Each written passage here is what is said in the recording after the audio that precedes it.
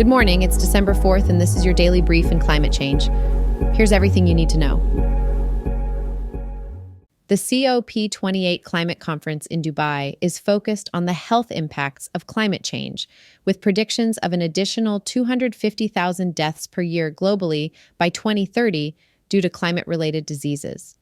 Rising temperatures have increased disease-carrying mosquitoes, leading to higher cases of dengue and malaria, while storms and floods have promoted waterborne diseases like cholera. The conference emphasizes urgent action to mitigate climate change and air pollution to protect human health. There's a call for a rapid phase-out of fossil fuels, an increase in nuclear energy production along with renewable energy, and a focus on reducing methane emissions from the energy sector. Over 20 countries are advocating for a tripling of nuclear energy production by 2050 as part of the efforts to limit global warming to 1.5 degrees C. Stricter rules and increased funding are seen as necessary measures to achieve the 1.5 degrees C goal and address methane emissions. Thousands of participants gathered for the climate march at Brussels North Station, organized by the Climate Coalition. The march coincided with the UN Climate Summit, COP28 in Dubai. Protesters called for urgent action on climate change and a transition to renewable energy by all countries. Despite cold weather, between 20,000 and 25,000 people participated in the march. Marchers expressed dissatisfaction with Europe's pace in addressing climate change. The UN Climate Summit in Dubai is seen as crucial in addressing global warming.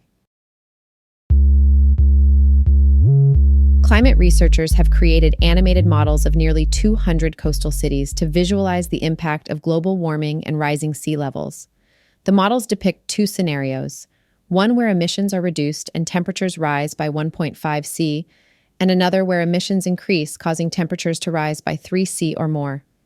The simulations show flooded cities and landmarks, including the Burj Khalifa in Dubai and the Plaza de la Catedral in Havana. A 1.5 C increase in global temperatures is the upper limit set by the Paris Agreement, which could be reached by 2029 if emissions are not reduced. The models highlight the legacy we are leaving for future generations and emphasize the urgency to mitigate the climate crisis.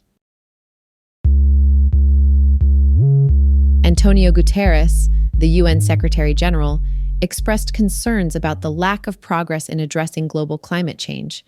He criticized the lack of support in reducing carbon dioxide emissions and transitioning from fossil fuels, particularly ahead of the COP28 UN climate conference. Guterres noted the inadequate commitments made by oil and gas companies at the conference, claiming they do not provide a clear path to achieving zero emissions by 2050. Some progress in protecting lives from extreme weather events was recognized.